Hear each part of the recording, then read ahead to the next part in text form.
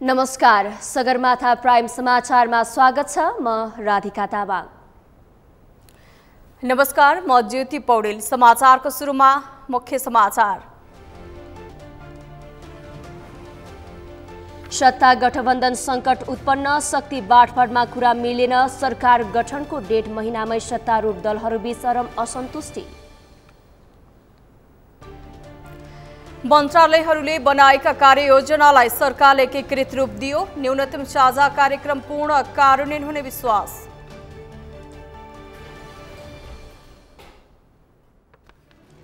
काठमाडौँ महानगरपालिकाले सञ्चालनमा ल्याएको पूर्वाधार एम्बुलेन्स प्रयोगविहीन, सम्बन्धित निकायले चासो नदेखाएको सर्वसाधारणको गुनासो।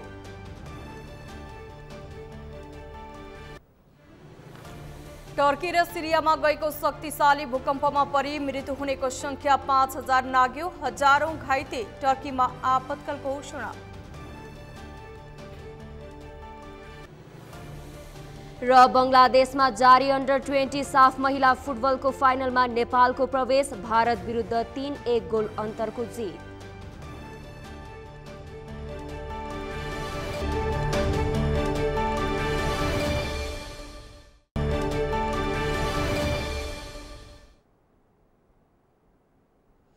अब समाचार विस्तारमा।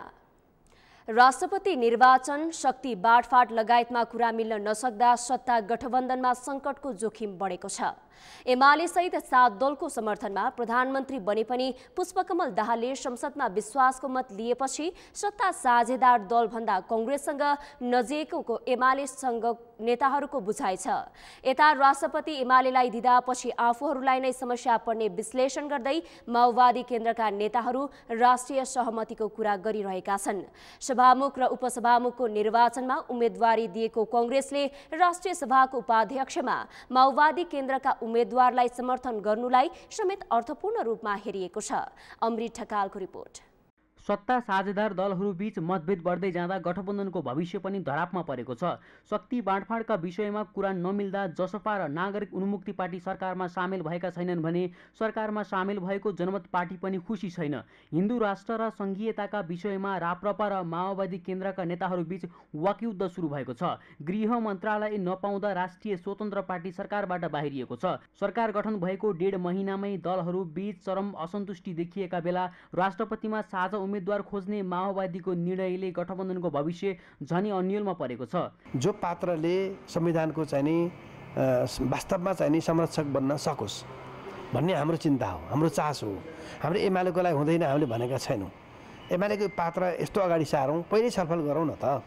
उम्मेदवार दर्ता गर्ने दिन मात्रै एमालेको भागमा परेको, त्यो भएको हुनाले हामीले जसलाई सारे पनि अरूले सबैले स्वीकार गर्नुपर्छ भन्ने चाहिँ कुरा मन्त्री बनाउँदा जस्तो होइन राष्ट्रपति।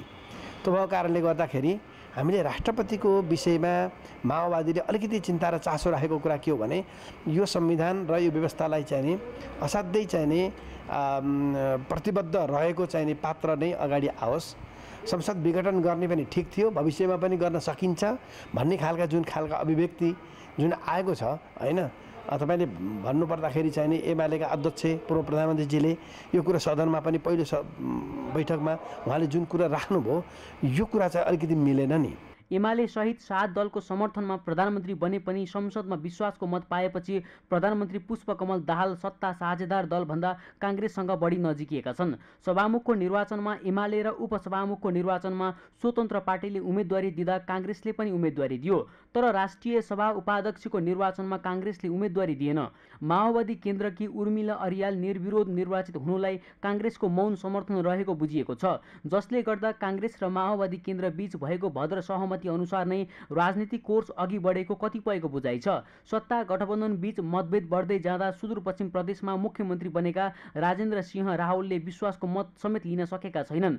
यद्यपि विगत 1 महिनामा जे जस्ता राजनीतिक घटनाक्रम घटे पनि राष्ट्रपतिको निर्वाचनमा भने माओवादी केन्द्रले एमालेले अघि सारेको उम्मेदवारलाई नै समर्थन गर्ने एमाले नेताहरूको विश्वास छ। जस्तो अहिले राष्ट्रिय सभाको उपाध्यक्षमा नेकपा एमाओवादीको लाई सत्तासीन पार्टीहरूको तर्फबाट उम्मेदवार बनाइएको जस्तै नेकपा एमालेको उम्मेदवार जो अब सत्तासीन पार्टीहरूको तर्फबाट हुनेछन् तिनलाई समर्थन नेपाली काङ्ग्रेसले गरिदियोस् भन्ने हाम्रो आग्रह र त्यही नै राष्ट्रिय सहमति हो। होइन भने नेपाली काङ्ग्रेसले आफ्नो उम्मेदवार उठाउँछ, हाम्रो आफ्नो उम्मेदवार हुन्छ। आगामी फागुन 25 गते नयाँ राष्ट्रपतिका लागि निर्वाचन हुँदैछ। राष्ट्रपति आफ्नो पक्षमा पार्न एमाले र काङ्ग्रेसले आन्तरिक गृहकार्य सुरु गरेका छन्। राष्ट्रपतिका लागि दुवै दललाई माओवादीको साथ आवश्यक पर्छ। त्यसैले एमाले र काङ्ग्रेस दुवै दलले प्रधानमन्त्रीलाई विश्वासमा लिन खोजेका छन्। निर्वाचनपछि बनेको नयाँ समीकरणबाट प्रधानमन्त्री बने पनि राष्ट्रपतिमा प्रधानमन्त्रीको समर्थन जुन दललाई रहन्छ राजनीतिले त्यही बाटो लिने देखिन्छ। माओवादीले एमालेकै उम्मेदवारलाई समर्थन गरेको अवस्थामा यही गठबन्धनले निरन्तरता पाउनेछ। तर भद्र सहमति बेगर माओवादी केन्द्रले काङ्ग्रेसका उम्मेदवारलाई राष्ट्रपतिमा समर्थन गर्यो भने नेपालको राजनीतिले नयाँ मोड लिने देखिएको छ। सगरमाथा टेलिभिजनका लागि क्यामेरामा केशव तिमेल सिन्हा र अभिषेक सुनारको सहयोगमा अमृत ढकाल, काठमाडौँ। प्रधानमन्त्री तथा मन्त्री परिषदको कार्यालयले मन्त्रालयहरूले बनाएका कार्ययोजनालाई एकीकृत रूप दिएको छ। आज सिंहदरबार स्थित प्रधानमन्त्री तथा मन्त्री परिषद कार्यालयमा बसेको मन्त्रालय स्तरीय बैठकपछि प्रधानमन्त्री कार्यालयले सबै मन्त्रालयहरूले बनाएको कार्ययोजनालाई एकीकृत रूप दिएको हो। यसअघि प्रधानमन्त्री पुष्पकमल दाहालले सरकारको न्यूनतम साझा कार्यक्रमको पूर्ण कार्ययोजना गर्न सबै मन्त्रालयहरूलाई कार्ययोजना बनाएर प्रस्तुत गर्न निर्देशन दिनुभएको थियो। न्यूनतम साझा कार्यक्रमलाई कार्यान्वयन गर्न र नतिजामुखी बनाउन प्रधानमन्त्रीले दिएको निर्देशन बमोजिम सबै मन्त्रालयहरूले आफ्नो कार्ययोजना प्रस्तुत गरेको र त्यसलाई प्रधानमन्त्री तथा मन्त्री परिषदको कार्यालयले एकीकृत रूप दिएको हो। प्रधानमन्त्री तथा मन्त्री परिषदको कार्यालयले सबै मन्त्रालयलाई सरकारको एकीकृत कार्ययोजनाका बारेमा जानकारी पनि दिएको छ। कार्यान्वयनमा लैजानको लागि त्यसमा त अब नतिजा दिएको छ। त्यो नतिजालाई कार्यान्वयन गरेर मात्रै नतिजा आउनु पर्यो नि त। त्यसले गर्दाखेरि त्यो कार्यक्रमहरू के हुन सक्छ, त्यो कसरी नतिजामा पुग्ने भन्ने विषयमा एउटा एक्सन प्लान जस्तो कार्ययोजना बनाउन लगाइएको थियो पहिला। अनि त्यो चाहिँ सबै मन्त्रालयले बनाएर पठाउनु भएको थियो। अब मन्त्रालय स्तरको कार्ययोजनालाई एक ठाउँमा एकीकृत रूप आज दिएको हो र प्रधानमन्त्री कार्यालयले त्यसलाई एकीकृत रूप दिएर अनि सबै मन्त्रालयलाई बोलाएर हाम्रो एकीकृत कार्ययोजना यो छ भनिएको। त्यसमा अब अन्तर मन्त्रालयसँग सम्बन्धित धेरै विषयहरू छन् जुन चाहिँ एउटा मन्त्रालयले मात्रै गरेर नहुने, त्यस्तो खालकोमा एउटा साझा बुझाइ आओस् भन्ने पनि हो। कर्मचारी तन्त्रलाई मात्रै दोष दिएर पनि भएन। हाम्रो डेलिभरी समग्र प्रक्रिया नै अलिकति झन्झटिलो छ। त्यो झन्झटिलो प्रक्रिया र अन्तर मन्त्रालयको समन्वयमा चाहिँ सुधार गर्नुपर्छ भन्ने कुरा भएको छ। मन्त्री पौड्यालले सरकारको डेलिभरीको समग्र प्रक्रिया नै झन्झटिलो रहेको भन्दै अन्तर मन्त्रालयको समन्वयमा त्यसलाई सुधार गर्न सकिने विश्वास व्यक्त गर्नुभयो।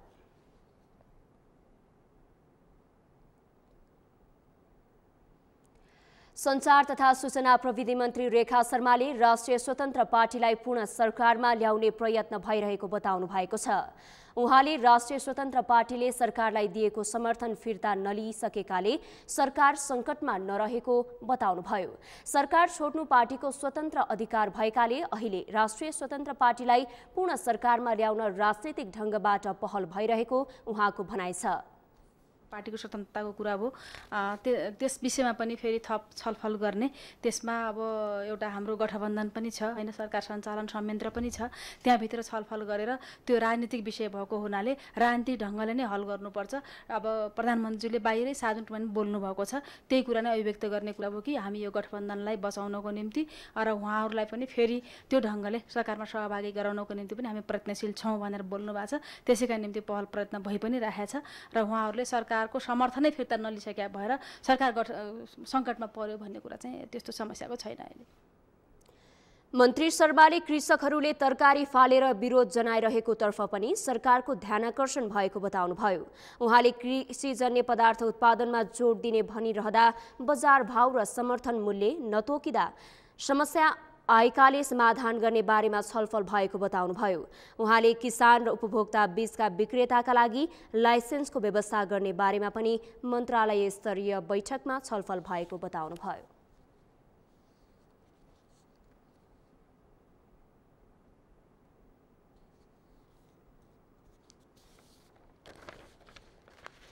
सरकारले पेट्रोलियम अन्वेषणका लागि दैलेख जिल्लाको भैरवी गाउँपालिका वडा नम्बर 1 जलजलेमा रहेको 45 रोपनी जग्गा प्राप्त गर्न स्वीकृति दिएको छ। सोमबार बसेको मन्त्री परिषदको बैठकले सो निर्णय गरेको हो। आज मन्त्री परिषद बैठकका निर्णय सार्वजनिक गर्दै सञ्चार तथा सूचना प्रविधि मन्त्री रेखा शर्माले सरकारले बागमती बाँध आयोजनाको काम अघि बढाउन काठमाडौँ जिल्ला गोकर्णेश्वर नगरपालिका वडा नम्बर 1 मा रहेको 14 रोपनी जग्गा प्राप्ति गर्न स्वीकृति दिने निर्णय गरेको छ। त्यस्तै भारतमा यो आयोजना हुने नेपाल भारत विद्युत व्यापार सम्झौता अन्तर्गतको संयुक्त कार्य समूह तथा संयुक्त सञ्चालक समितिको 10औं बैठकमा भाग लिन ऊर्जा, जलस्रोत तथा सिंचाई मन्त्रालयका सचिव दिनेश कुमार घिमिरे नेतृत्वको प्रतिनिधि मण्डललाई सहभागी हुन स्वीकृति दिने, सम्पत्ति शुद्धिकरण, निवारण तथा व्यावसायिक वातावरण प्रवर्धन सम्बन्धी केही ऐनलाई संशोधन गर्न बनेको विधेयक संघीय संसदमा पेश गर्न स्वीकृति दिने लगायतका निर्णयहरू मन्त्री परिषद बैठकले गरेको छ। अन्तर्गत छ। बागमती बाँध आयोजनाको कार्यान्वयन अघि बढाउन काठमाडौँ जिल्ला गोकर्णेश्वर नगरपालिका वार्ड नम्बर 1 मा रहेको 14 रोपनी जग्गा प्राप्ति गर्न स्वीकृति दिने भन्ने निर्णय भएको छ। त्यसै गरेर ऊर्जा जलस्रोत मन्त्रालयकै अर्को पनि अब निर्णय छ। यो भारतमा आयोजना हुने नेपाल भारत विद्युत व्यापार सम्झौता अन्तर्गतको संयुक्त कार्य समूह तथा संयुक्त सञ्चालक समितिको 10औं बैठकमा भाग लिन ऊर्जा जलस्रोत तथा सिंचाई मन्त्रालयका सचिव श्री दिनेश कुमार घिमिरेको नेतृत्वको प्रतिनिधि मण्डललाई त्यहाँ जानको निम्ति स्वीकृति दिने निर्णय भएको छ। र अर्को कानुन, न्याय तथा संसदीय मामिला मन्त्रालय अन्तर्गतको एउटा महत्त्वपूर्ण निर्णय भएको छ। सम्पत्ति शुद्धिकरण, मनी लन्ड्रिङ, निवारण तथा व्यावसायिक वातावरण प्रवर्धन सम्बन्धी केही ऐनलाई संशोधन गर्न बनेको विधेयक संघीय संसदमा पेश गर्न स्वीकृति दिने भन्ने प्रस्ताव आएको थियो। त्यसलाई हिजोको मन्त्री परिषद बैठकले स्वीकृति दिने निर्णय गरेको छ। मन्त्री शर्माले सिंहदरबारमा आज बसेको मन्त्रालय स्तरीय बैठकले सबै मन्त्रालयका कार्ययोजनालाई आगामी बजेटको केन्द्रबिन्दुमा राखेर अघि बढ्ने कुरातर्फ प्रधानमन्त्रीले निर्देशन दिनुभएको पनि बताउनुभयो। उहाँले बैठकले राजनीतिक नेतृत्व र प्रशासनिक संयन्त्रका बीचमा समन्वय गर्न मन्त्रालय स्तरीय बैठकको आवश्यकता रहेको प्रधानमन्त्री पुष्पकमल दाहालले बताउनु भएको जानकारी दिनुभयो।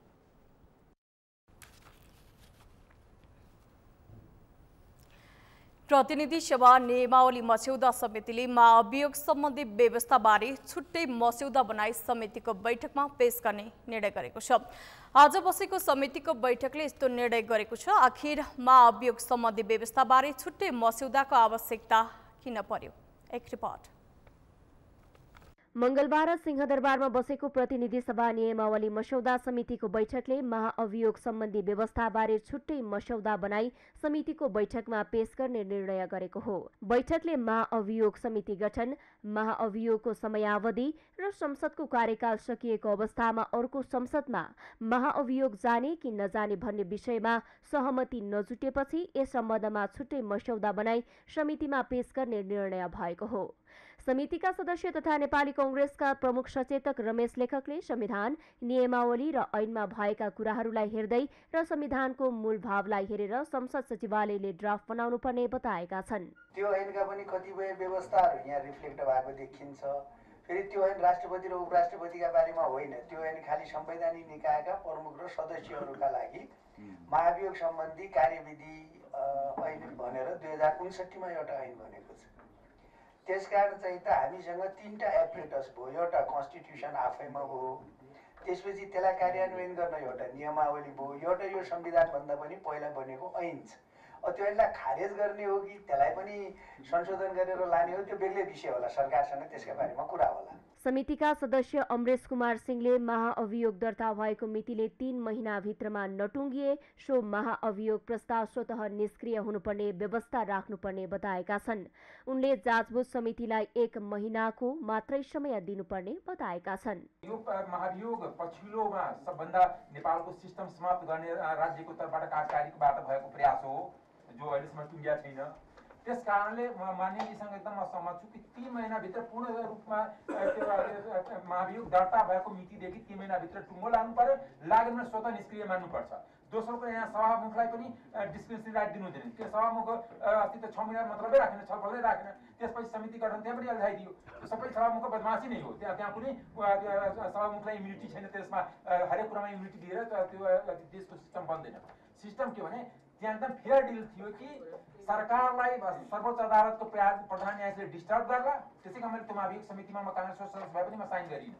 त्यस्तै समितिका अर्का सदस्य महेश बर्तौलाले महाअभियोग सम्बन्धी सम्पूर्ण प्रक्रिया 3 महिनाभित्रमा पूरा गर्नुपर्ने र यदि यस्तो नभए महाअभियोग स्वतः निष्क्रिय हुने व्यवस्था राख्नुपर्ने बताएका छन्। एउटा कुरा यो 3 महिना बढी हो, हामीले यसलाई 1 महिना वा बढी गर्नुपर्छ भने 2 महिनासम्म एउटा त्यो गरौँ। अर्को एउटा नियम के थपौँ भने महाअभियोग सम्बन्धी समग्र प्रक्रिया सम्पन्न गर्ने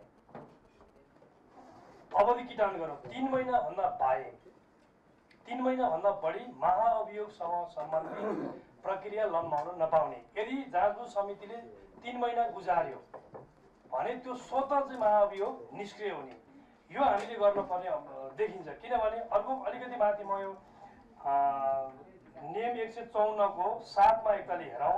समितिका सदस्य प्रेम सुवाले 11 सदस्यीय महाअभियोग सिफारिस समितिमा प्रतिपक्षी दलहरूलाई अनिवार्य समेट्नुपर्ने व्यवस्था राख्नुपर्ने सुझाव दिएका छन्। 12वटा राजनीतिक दल छ, 3 जना स्वतन्त्र, अनि यो खाली चाहिँ प्रधानमन्त्री पनि आफैले खाने, सभामुख पनि आफैले खाने, राष्ट्रपति पनि आफैले खाने, अनि समिति पनि आफैले बनाउने, यस्तो हो। न्याय नै होइन नि यो त। न्याय त प्रतिपक्षलाई दिन लगाउनुपर्छ संसदको। त्यसकारण यहाँ एउटा थप्नु पर्यो कि 11 समिति भए पनि प्रतिपक्षलाई समेटेर बनाउने भनेर त्यो एउटा शब्द थपौँ न। अब होइन, त्यस्तो छैन संविधानमा, त्यस्तो 11 सदस्य छ, तर हामीले यहाँ लेखौँ प्रतिपक्षलाई समेटेर 11 सदस्य बनाउने। त्यस्तै समिति सदस्य सीता गुरुङले संसदको कार्यकाल सकिने बेला महाअभियोग प्रस्ताव दर्ता भएमा आगामी संसदमा समेत सो महाअभियोग प्रस्ताव जानुपर्ने धारणा राखेकी छन्। 3 महिनाभित्र भनेर समय सीमा राखेका छौँ। त्यो हेर्दाखेरि चाहिँ हामी संसदको अन्तिम समयमा पनि हामीले लगाउन सक्छौँ भन्ने कुरालाई चाहिँ बिर्सनु भएन। त्यो हिसाबले गर्दाखेरि चाहिँ हामी म्याच सकिँदै गरेको अर्को इलेक्सनबाट अर्को चाहिँ संसद आउने बेलामा पनि हामीले त्यस्तो परिस्थिति पर्यो भने लगाउन सक्छौँ। र समय तोक्ने हो भने चाहिँ फेरि 3 महिनाको भन्ने हुँदाखेरि चाहिँ यसले एउटा संसदबाट अर्को संसदमा यो एजेन्डा प्रवेश गर्ने कि नगर्ने 3 महिनाको पिरियड हुँदाको भन्ने विषयलाई पनि यसमा ध्यान पुर्याउनु पर्छ होला भन्ने एउटा मेरो कुरा हैन। उनले विगतमा जस्तै महाअभियोग निष्क्रिय भएको पत्र संघीय संसद सचिवालयका महासचिवले दिन पाउने कि नपाउने भन्ने विषय नियमावलीमा स्पष्ट रूपमा उल्लेख हुनुपर्ने बताएकी छिन्। सांसदहरूले प्रतिनिधि सभा अन्तर्गतका संसदीय समितिहरूको नाम र कार्यक्षेत्र पुनर्संरचना गरी प्रभावकारी बनाउन संख्या बढाउनु पर्ने धारणा राखेका छन्। आज सिंहदरबारमा बसेको प्रतिनिधि सभा नियमावली मस्यौदा समितिको बैठकमा समितिका निर्देशन कार्यान्वयन महत्त्वपूर्ण पक्ष भएकाले कार्यान्वयनका लागि निरन्तर निगरानी गर्ने संयन्त्रको व्यवस्था गर्नुपर्नेमा पनि सांसदहरूले जोड दिएका छन्। विभिन्न बहानामा समितिको बैठकमा मन्त्रीहरू उपस्थित नहुने गरेका दृष्टान्तहरू उद्धृत गर्दै उनीहरूले मन्त्रीहरूको उपस्थिति अनिवार्य हुनुपर्ने व्यवस्था गर्न पनि माग गरेका छन्। जाँदाखेरि पनि राम्रो हुन्छ जस्तो लागेको छ मलाई। 2टा सम्म बढाएर गयो भने यसको जुन हामीले गर्न खोजेको उद्देश्य छ त्यसमा चाहिँ पुग्छ होला भन्ने लाग्छ, एउटा मेरो कुरा। अर्को कुरा चाहिँ जति यहाँ हामीले नामहरू 10वटा मध्येकै नामहरू प्रस्ताव गरिएकोमा अघि नै सचिवले पनि नामहरू फेरबदल हुन सक्छ भनेर भन्नुभएको छ। यो फेरबदल गर्नुपर्ने आवश्यकता देखिन्छ यसमा चाहिँ। समितिको बैठकमा मन्त्री अनिवार्य रूपमा उपस्थित हुनुपर्ने, त्यो मन्त्री अनिवार्य उपस्थित हुनुपर्ने। यो विधेयक पनि 1 सालभित्र समितिले पनि पाइन्छ, समितिले पनि उत्तरदायित्व आफ्नो गर्नुपर्छ। दोस्रो कुरा, समितिले दिएको निर्देशन पालन भयो कि भएन त्यसको पनि अडिट हुनु पर्यो। अडिट खालि आर्थिक हुँदैन नि, कामको पनि अडिट हुन्छ नि, त्यसको अडिट हुनु पर्यो। अनि हरेक 6 महिनामा समितिले सूचना प्रकाशन गर्नु पर्यो नि कि यो हामी निर्देशन गर्यो, यो कुरा भयो। जनता समाजवादी पार्टीका सांसद प्रदीप यादवले संसदीय समितिको निर्देशन पालना नगर्ने मन्त्रीलाई कारबाही गर्न प्रधानमन्त्रीलाई समितिले निर्देशन दिने व्यवस्था नियमावलीमा राख्नुपर्ने बताउनुभयो। निर्णयहरू मन्त्रीज्यूहरू र त्यहाँका कर्मचारीहरू पालना गर्दै 60% भन्दा 90% गर्दै पालना हुँदैन, 10% पालना हुन्छ, 90% हुँदैन। चाहिँ अब हामीले भोगेको कुरा हो। यसलाई पालना गराउनको निमित्त मन्त्री र कर्मचारीलाई स्पष्टीकरण सोध्ने व्यवस्था हामी यसमा गर्दै कि स्पष्टीकरण सोध्ने व्यवस्था गर्नुपर्छ भन्ने मेरो बुझाइमा छ। संसदीय समितिले दिएको निर्देशन सरकारले पालना गर्ने गरी नियमावलीमा व्यवस्था हुनुपर्नेमा एमाले सांसद लीलानाथ श्रेष्ठको जोड थियो। एमाले सांसद श्रेष्ठले विगतमा संसदीय समितिले दिएका करिब 60% निर्देशन मन्त्रालयले पालना नगरेको जिकिर गर्दै त्यसलाई कार्यान्वयनमा लैजाने गरी नियमावलीमा व्यवस्था हुनुपर्ने बताउनुभयो। सुदूरपश्चिम प्रदेशमा नागरिक उन्मुक्ति पार्टी केही लचक देखिएपछि मुख्यमन्त्री राजेन्द्र सिंह रावलले माघ 25 गते विश्वासको मत लिने तयारी थालेका छन्। प्रदेशको मुख्यमन्त्रीमा पुस 27 गते नियुक्त भएका रावलले 2 पटक काठमाडौँ धाएर र शीर्ष तहका नेताहरूसँग छलफल गरेपछि विश्वासको मत लिने तयारी सुरु गरेका हुन्। कैलालीबाट दिनेश विष्टको रिपोर्ट। सुदूरपश्चिम बाहेक सबै प्रदेशमा मुख्यमन्त्रीले अझै विश्वासको मत लिएका छैनन्। विश्वासको मत नलिएका एक्ला मुख्यमन्त्री राजेन्द्र सिंह रावलले नागरिक उन्मुक्ति पार्टीको डरले विश्वासको मत लिन नसकेका हुन्। फरार सूचीमा रहेका नागरिक उन्मुक्ति पार्टीका सांसद अरुण कुमार चौधरी जेल चलान भएपछि मुख्यमन्त्री रावलको चुनौती थपिएको छ।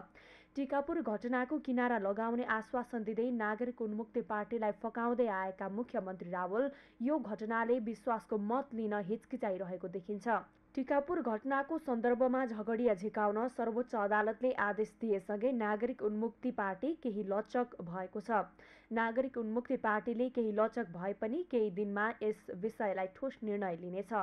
टिकापुर घटनाका विषयमा सुनवाई प्रक्रिया सुरु भए पनि अरुण चौधरीलाई कारागार चलानपछि पार्टी निर्णयमा पुग्न सकेको छैन। पक्कै पनि हामीले चाहिँ नै यहाँभन्दा अगाडि यो प्रदेश सुदूरपश्चिम प्रदेशमा मुख्यमन्त्री अनि सभामुखको लागि चाहिँ हामीले यो हामीले समर्थन गरेकी नै हो। किनकि हामीले उहाँहरूसँग पहिले हामीले एउटा आफ्ना माग मुद्दाहरू चाहिँ नै उहाँहरूलाई चाहिँ तेर्साएको अवस्था हो। सुरुदेखि हामीले त्यही टिकापुरका राजबन्दी अनि टिकापुरको घटना राजनीतिक घटना बनाउनुपर्छ भन्ने कुरा चाहिँ हामीले चाहिँ राखेकै हो। टिकापुरको घटनाको विषयमा चाहिँ एउटा प्रक्रियागतमा चाहिँ 3 वर्षदेखि अन्यलमा रहेको मुद्दा चाहिँ अहिले चाहिँ प्रक्रियामा गएको अवस्था छ, केही सहज भएको छ। तर अहिले चाहिँ अर्कोतिर चाहिँ नि फेरि के भनेपछि एकातिर बनाउने अर्कोतिर बिगार्ने जस्ता कारणले चाहिँ अलिकति समस्या छ। अहिले चाहिँ हामी यस विषयमा चाहिँ छलफल गर्छौँ। विश्वासको मत चाहिँ अब 26 गतिभित्र लिनुपर्ने हो। अर्को चाहिँ छलफल गर्छ। अहिलेसम्म निर्णय नभए पनि विश्वासको मत दिने विषयमा नागरिक उन्मुक्ति पार्टी केही सकारात्मक रहेको सत्ता गठबन्धनका नेताहरूको बुझाइ छ। माओवादी केन्द्रबाट प्रदेशसभा सदस्यमा निर्वाचित प्रदेशसभा सदस्य अक्कल रावलले 25 गते विश्वासको मत लिने गरी छलफल भइरहेको जानकारी दिए। उनले अहिले यस विषयमा निर्णय भइ नसके पनि 25 गते विश्वासको मत लिने गरी कुरा भइरहेको जानकारी दिए।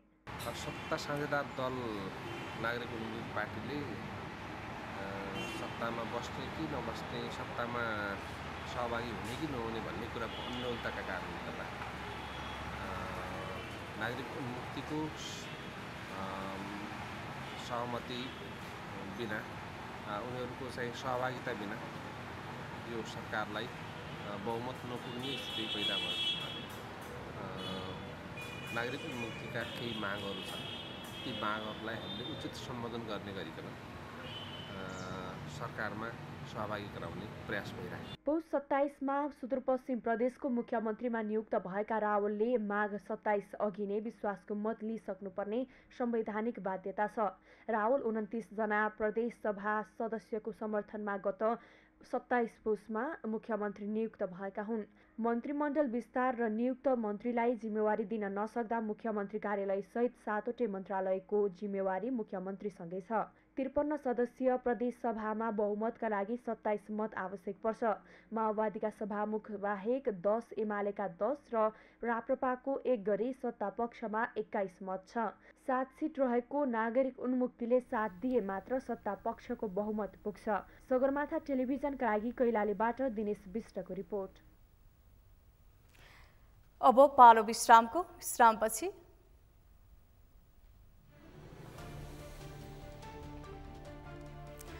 काठमाडौँ महानगरपालिकाले सञ्चालनमा ल्याएको पूर्वाधार एम्बुलेन्स प्रयोगविहीन, सम्बन्धित निकायले चासो नदेखाएको सर्वसाधारणको गुनासो। टर्की र सिरियामा गएको शक्तिशाली भूकम्पमा परि मृत्यु हुनेको संख्या 5000 नाग्यो, हजारौं घाइते, टर्कीमा आपतकाल घोषणा।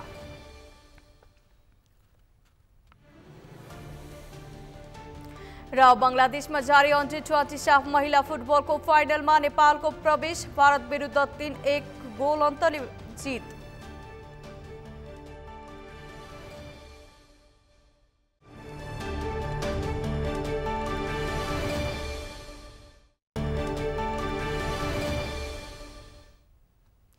अब बाँकी समाचार। काठमाडौँ महानगरपालिकाले सञ्चालनमा ल्याएको भनिएको पूर्वाधार एम्बुलेन्स थन्किएको छ। सडकका खाल्डा खुल्डी तत्काल मर्मत गर्न सञ्चालनमा ल्याएको पूर्वाधार एम्बुलेन्स अहिले प्रयोगविहीन छ। उक्त एम्बुलेन्स गत असारको पहिलो साताबाट सञ्चालनमा ल्याइएको हो। महानगरका अनुसार खाल्डा खुल्टी पूर्ण आवश्यक कच्चा पदार्थ अभावका कारण पूर्वाधार एम्बुलेन्स सञ्चालनको काम रोकिएको छ। यमुना सापकोटाको रिपोर्ट। काठमाडौँ महानगरपालिकाले सडकका खाल्टा खुल्टी तत्काल मर्मत गर्ने गरी सञ्चालनमा ल्याएको पूर्वाधार एम्बुलेन्स अहिले थन्किएको छ। वातावरण विभागका 2वटा गाडीलाई मर्मत गरी सञ्चालन गरिएको पूर्वाधार एम्बुलेन्स प्रयोगविहीन छ। गत असारको पहिलो साताबाट सुरु गरिएको उक्त एम्बुलेन्स हाल वातावरण तथा कृषि विभागमा थन्किएको छ। एम्बुलेन्स सञ्चालनका लागि 2 चालक र 4 जना कामदार सहित 6 जना जनशक्ति राखिएको छ। अहिले 2 एम्बुलेन्स मध्ये 1 बिग्रिएको छ भने अर्को प्रयोगविहीन अवस्थामा छ। महानगरको यो उदाहरणीय काममा आएका समस्या समाधान गर्न सम्बन्धित निकायले चासो देखाउन आवश्यक रहेको सर्वसाधारणको भनाइ छ। अब यो काठमाडौँ महानगरपालिकाले जुन उदाहरणीय काम गरेको छ यसमा स्वागतको कुरा हो। महानगरले अझ यसलाई जोड दिएर यहाँ त सङ्घीय सरकार, प्रदेश सरकार र स्थानीय सरकारको पनि एउटा केन्द्रबिन्दु भएको ठाउँमा यस्तो पूर्वाधार विकास सहितको चाहिँ एम्बुलेन्स सुचारू गर्न सक्यो भने प्रत्यक्ष जनतालाई अझ थप टेवा पुग्ने थियो भन्ने पनि मेरो विश्वास छ। र यसको कमजोरीमा पनि सरकारले चाहिँ पटक पटक यस्ता विषयमा आम नागरिक र सबैले पनि यसकोमा घचघच्याउन अपरिहार्य देख्दछ। प्रत्येक वडाबाट आएका सूचना, कल सेन्टर तथा सर्वसाधारणबाट आएका गुनासोका आधारमा टोलटोलमा पुगेर सडकका खाल्टा खुल्टी पुर्ने यसको लक्ष्य हो। तर अहिले पूर्वाधार एम्बुलेन्सको गतिविधि ठप्प छ। पूर्वाधार एम्बुलेन्स सञ्चालनका लागि कच्चा पदार्थ खरिद प्रक्रिया पूरा नभएकाले केही समय यता काम रोकिएको हो। र हाम्रो नियममा के छ त भन्दाखेरि 10 लाखसम्म भयो भने हामीले कोटेसनबाट काम गर्न पाउने, 10 लाखभन्दा माथि गयो भने टेन्डर प्रक्रियाबाट जानुपर्ने।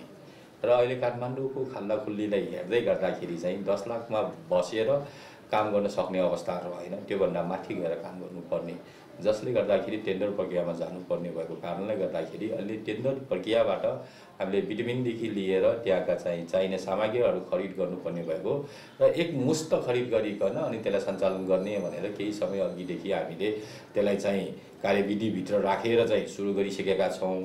तर खरिद प्रक्रिया चाहिँ पुरा नभएको कारणले गर्दाखेरि अहिले हामी काम गर्न सकिरहेका छैनौँ। यो विशेष गरिकन खाल्डा खुल्डी भनेको 24/24 लागि मात्र लिने गर्छौँ र चाहिँ त्योभन्दा बढीकोलाई चाहिँ हामी सडक मर्मत भन्छौँ।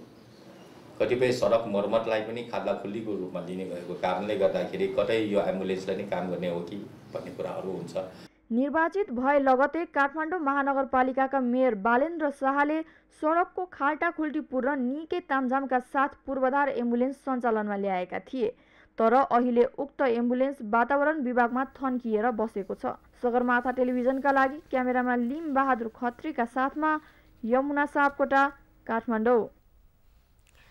काठमाडौँ महानगरपालिकाले मैतीदेवी चोकमा रहेको प्रहरी बिट भत्काएको छ। आज महानगर प्रहरीले मैतीदेवी चोकमा रहेको नेपाल प्रहरीको बिट भत्काएको हो।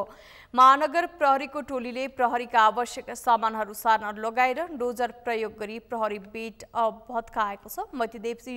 मैतीदेवी चोकको एक कुनामा सडक र फुटपाथ छेकिने गरी बनेको सानो भवनबाट प्रहरी बिट सञ्चालन भएको थियो। सो क्षेत्रमा सवारी साधनको चाप बढी भएको र प्रहरी बिटका कारण पैदल यात्री पनि सडकबाट हिँड्नुपर्ने बाध्यता रहेकाले प्रहरी बिट भत्काइएको महानगरले बताएको छ।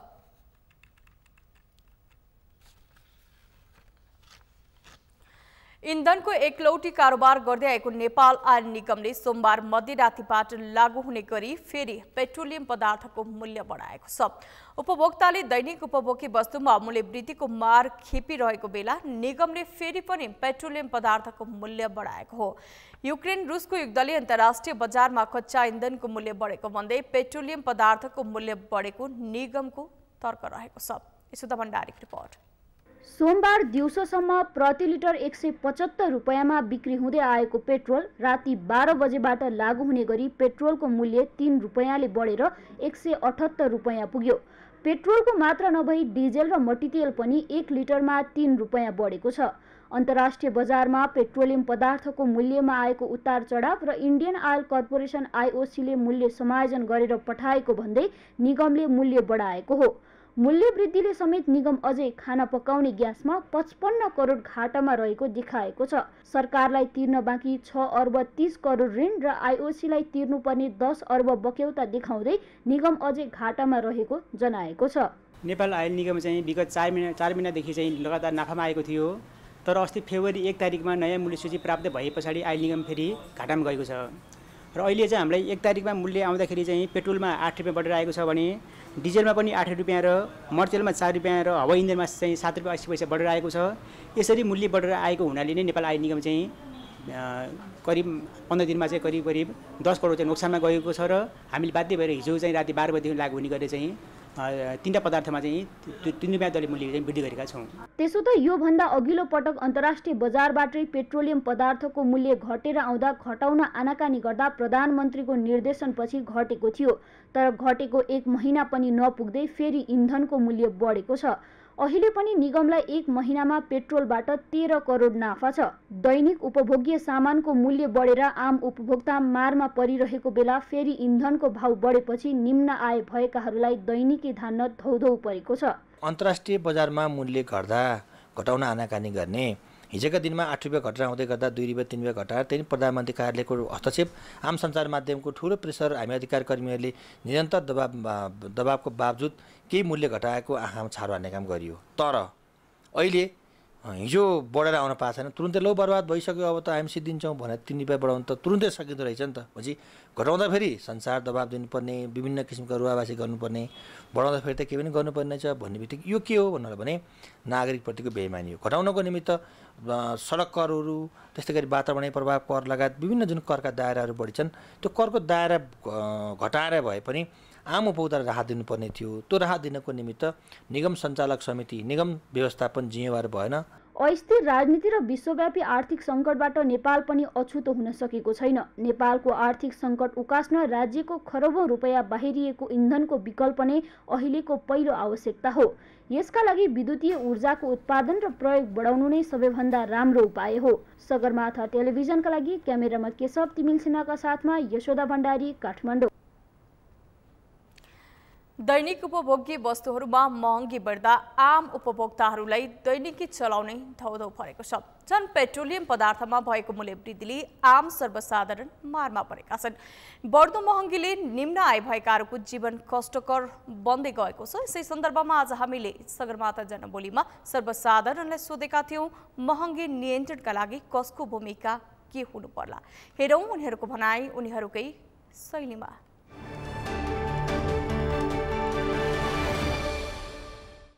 आम नागरिकको, म सामान्य आम नागरिकको हैसियतले अथवा किसानको छोरोको हैसियतले चाहिँ के भन्छु भने सरकारले मूल्य नियन्त्रण गर्नका लागि चाहिँ सबभन्दा पहिले बिचौलियाहरू रोक्नु पर्यो।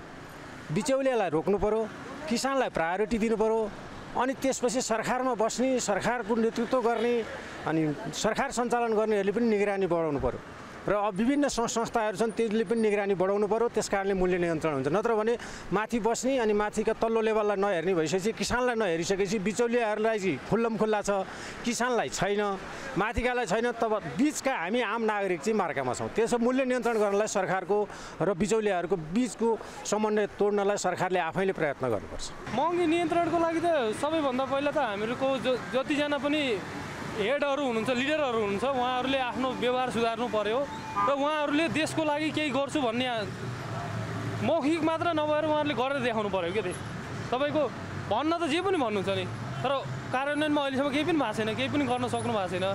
एउटा त्यो गर्नु पर्यो। अर्को चाहिँ तपाईँको हाम्रो छिमेकी राष्ट्रहरूसँगको सम्बन्ध राम्रो बनाउनु पर्यो। अब तपाईँको एउटाको सरकार आउँदा भारत पक्ष, अर्कोको सरकार आउँदा चीन पक्ष, यो हुनु भएन कि। हामीहरू भनेको हाम्रो देश हो, हाम्रो देशलाई हामीहरूले कसरी चलाउने भनेर हामीहरूले आफै निर्णय लिने हो, अरूको निर्णयमा चल्ने होइन हामीहरू। सबसे पहिले त तपाईँको छुवाट रोक्नु पर्यो। अनि यो आयल निगमबाट चाहिँ हुने सबै त्यो बोनसहरू, कर्मचारीले खाने बोनसहरू, त्यसलाई चाहिँ रोक्नु पर्यो, नियन्त्रण गर्नु पर्यो। पहिला सरकारले त त्यस्तोमा चाहिँ पनि आगमन गरेर चाहिँ समातेर लगेको चाहिँ मैले पनि देखेको छु होइन। अहिले चाहिँ त्यस्तो छैन। अब आलु अब त्यस्तोमा चाहिँ आगमन आएर चाहिँ त्यस्तो चाहिँ सरकारले गर्यो भने अझै राम्रो होला हाम्रो नेपाल। मैले एउटा सुनेको थिएँ आजभन्दा चाहिँ कालीमाटीमा 1 लाख रुपियाँ लिएर त्यहाँ के अरे पाहाडबाट लिएर जस्तो काभ्रेबाट पालबाट लिएर आउँछ नि, त्यो तरकारी चाहिँ मतलब त्यहाँ राति बिहान 3 बजी ल्यायो भने जस्तो एकजनाले चाहिँ 1,50,000 छ, अर्कोले 1 लाख रुपियाँ लिएपछि त्यो 2 लाखमा बिक्री भएको छ। त्यस्तो छ क्या बिचौलियाहरूको यहाँ। अब त्यसै बिचौलियाहरूको छ होइन। अनि त्यसपछि फेरि अर्को कुरो सरकारले एउटा कृषिजन्यलाई त्यो एउटा प्रवर्धन गर्नुपर्नेमा यो बिचौलिया जबसम्म बिचौलियाको चाहिँ यो बिक्री चाहिँ हट्दैन तबसम्म चाहिँ यो मिल्ने जनताले चाहिँ के अरे बिहोरिरहनु पर्छ।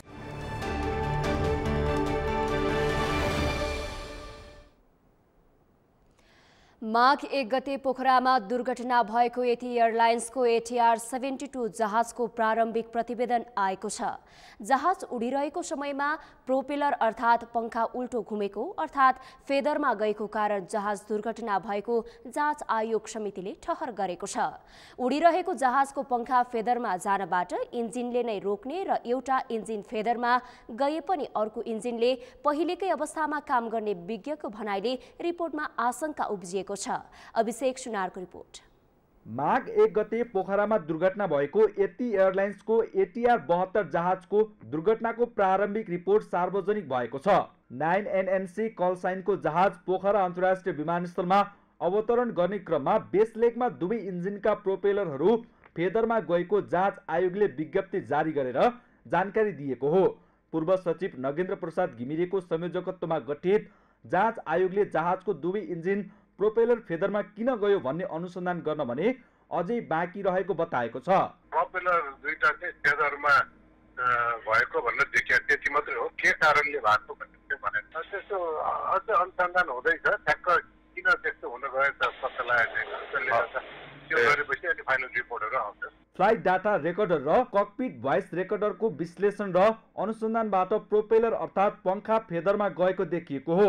सिङ्गापुर स्थित ट्रान्सपोर्ट सेफ्टी इन्भेस्टिगेसन आयोगमा अनुसन्धान र जाँचका लागि flight data cockpit voice recorder लगिएकोमा काम सकेर जाँच समिति सोमबार फर्किएको छ।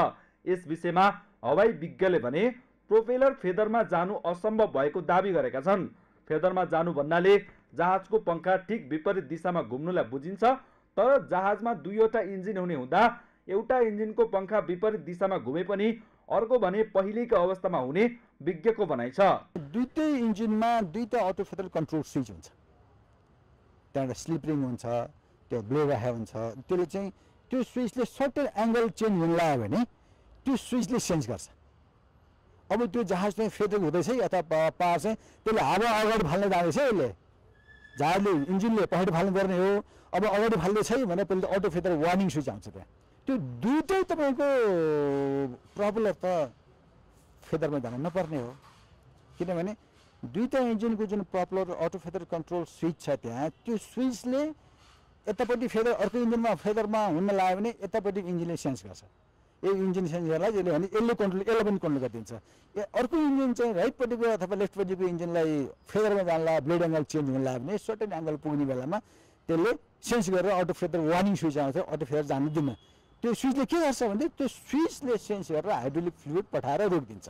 उडिरहेको जहाजको प्रोपेलर फेदरमा जानबाट हाइड्रोलिक फ्युलले रोकिदिने हुँदा कुनै पनि हालतमा इन्जिन फेदरमा जान नसक्ने विज्ञको ठोकुवा छ।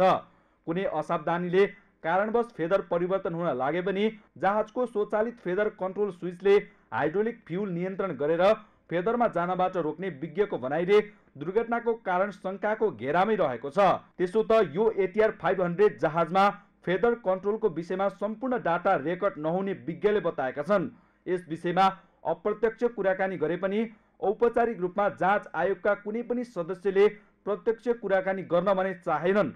यद्यपि दुर्घटनाको सम्पूर्ण कारण आइसकेको त छैन, तर विगतमा पनि जाँच आयोग गठन गरिने भए पनि वास्तविक घटना बाहिर नआउने र कमजोरी पनि नसुधारिने परम्पराले यो जाँच आयोगबाट पनि वास्तविक कारण आउनेमा शङ्का उब्जिएको छ। सगरमाथा टेलिभिजनका लागि क्यामेरामा प्रताप लामाका साथ अभिषेक सुनार, काठमाडौँ। नेपाल उद्योग वाणिज्य महासंघका वरिष्ठ उपाध्यक्ष चन्द्रप्रसाद ढकालले सरकारले नेपाली टेक्नोलोजीलाई प्राथमिकता दिन नसकेको बताउनु भएको छ। आजबाट सुरु भएको क्यान इन्फोटेक 2023 को उद्घाटन समारोहमा उहाँले यस्तो बताउनु भएको हो। उहाँले नेपाल टेक्नोलोजी तथा डिजिटलाइज क्षेत्रमा धेरै नै अघि बढिसकेको भए पनि सरकारले नेपाली इन्जिनियरहरूले उत्पादन गरेका नयाँ सफ्टवेयरलाई प्राथमिकता दिन नसकेको उल्लेख गर्नुभयो। उहाँले नेपाली इन्जिनियरहरूले बनाएका टेक्नोलोजी विदेशीको तुलनामा कम नरहेको बताउनुभयो। उहाँले नेपालका टेक्नोलोजी उत्पादन गर्ने प्राविधिकहरू कमी नभएको बताउनुभयो। उहाँले नेपालले टेक्नोलोजीको क्षेत्रमा विश्वका जुनसुकै देशसँग पनि प्रतिस्पर्धा गर्न सक्ने अवस्था रहेको बताउनुभयो। निकायहरूले चाहिँ एउटा चाहिँ प्रायोरिटी दिएर यसलाई भन्नाले चाहिँ तुलनात्मक रूपमा चाहिँ जुन अगाडि बढाउनलाई जुन प्रयास जुन गर्ने सरकार र सरकारसँग आबद्ध सबै संस्थाहरूको जबसम्म चाहिँ वास्तवमा चाहिँ एउटा प्राथमिकता चाहिँमा चाहिँ पर्दैन तबसम्म चाहिँ वास्तवमा यो क्षेत्रले त्यति फड्को मार्न चाहिँ सक्दैन। वरिष्ठ उपाध्यक्ष ढकालले सरकारले नेपाली उत्पादनलाई प्राथमिकता नदिएसम्म कुनै पनि क्षेत्रको विकास हुन सम्भव नरहेको बताउनुभयो। सगरमाथा समाचारमा अब पालो विश्रामको। विश्रामपछि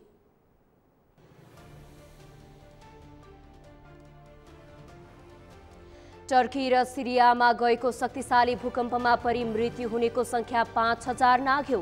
हजारौं घाइते। टर्कीमा आपतकाल घोषणा। र बंगलादेशमा जारी अन्डर-20 साफ महिला फुटबलको फाइनलमा नेपालको प्रवेश। भारत विरुद्ध 3-1 गोल अन्तरको जित।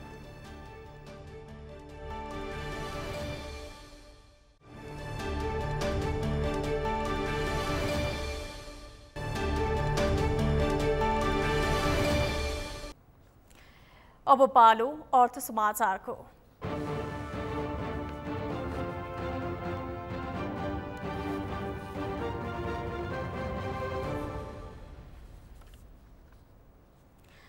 नेपालले निर्यात गर्न सक्ने अत्यधिक सम्भावना रहेका उत्पादन मध्ये पश्मिना पनि एक हो। सरकारले निर्यात सम्भावना देखेर 5 वर्ष अघि निर्यातको सूचीमा राखेको 9वटा वस्तुको निर्यात भने अनुसार हुन सकेको छैन। यस्तो अवस्थामा सरकारले सन् 2026 सम्म पश्मिनाको निर्यात 7 करोड 50 लाख अमेरिकी डलर पुर्याउने लक्ष्य सहित पश्मिना क्षेत्र निर्यात राष्ट्रिय रणनीति सार्वजनिक गरेको छ।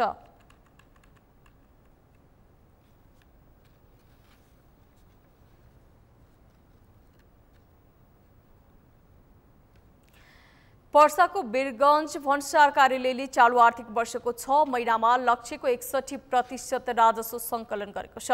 चालू आर्थिक वर्षको साउनदेखि 1 खर्ब 22 अर्ब 77 करोड 18 लाख राजस्व सङ्कलन गर्ने लक्ष्य रहेकामा 76 अर्ब 63 करोड 4 लाख राजस्व सङ्कलन भएको भन्सार कार्यालयका सूचना अधिकृत रामचन्द्र ढकालले जानकारी दिनुभयो। चालू आर्थिक वर्षमा 2 खर्ब 61 अर्ब 79 करोड राजस्व सङ्कलन गर्ने वीरगञ्ज भन्सार कार्यालयको लक्ष्य छ। हालसम्म वार्षिक लक्ष्यको 51% राजस्व सङ्कलन भएको बताइएको छ। वीरगञ्ज भन्सार कार्यालयले गत आर्थिक वर्ष लक्ष्यको 93% र आर्थिक वर्ष 2077-78 मा लक्ष्यको 97% राजस्व सङ्कलन गरेको तथ्याङ्क छ। चालू आर्थिक वर्षमा पनि लक्ष्य अनुसार राजस्व सङ्कलन हुने भन्सार कार्यालय वीरगञ्जको विश्वास छ। राजस्वमा बढी योगदान रहने वस्तुको आयातमा प्रतिबन्ध तथा एलसी खोल्नमा कडाई गरिएकाले पनि राजस्व सङ्कलन घटेको सूचना अधिकृत ढकालले बताउनुभयो। सरकारले मदिरा मोबाइल गाडीको आयात खुला गरे पनि आयातकर्ताले एलसी खोलेर आयात गर्न अझै समय लाग्ने भएकाले आगामी 2 महिना यस्तै अवस्था हुने बताइएको छ।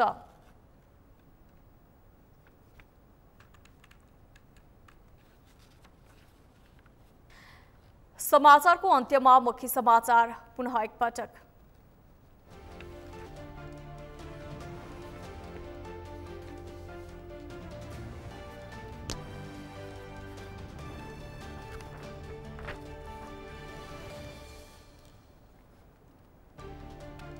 मन्त्रालयहरूले बनाएका कार्ययोजनालाई सरकारले एकीकृत रूप दियो, न्यूनतम साझा कार्यक्रम पूर्ण कार्यान्वयन हुने विश्वास।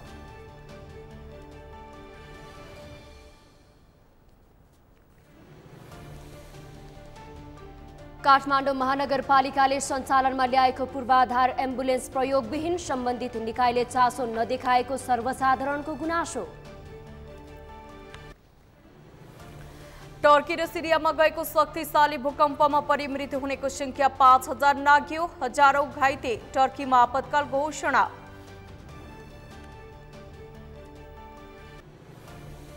र बङ्गलादेशमा जारी अन्डर 20 साफ महिला फुटबलको फाइनलमा नेपालको प्रवेश, भारत विरुद्ध 3-1 गोल अन्तरले जित।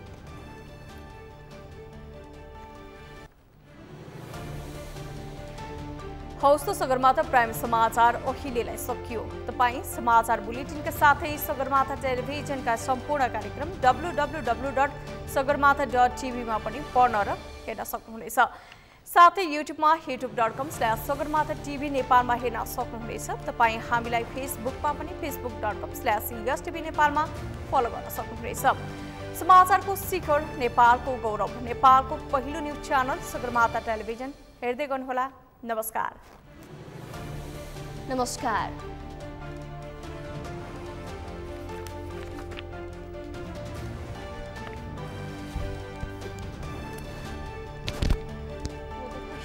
के भयो?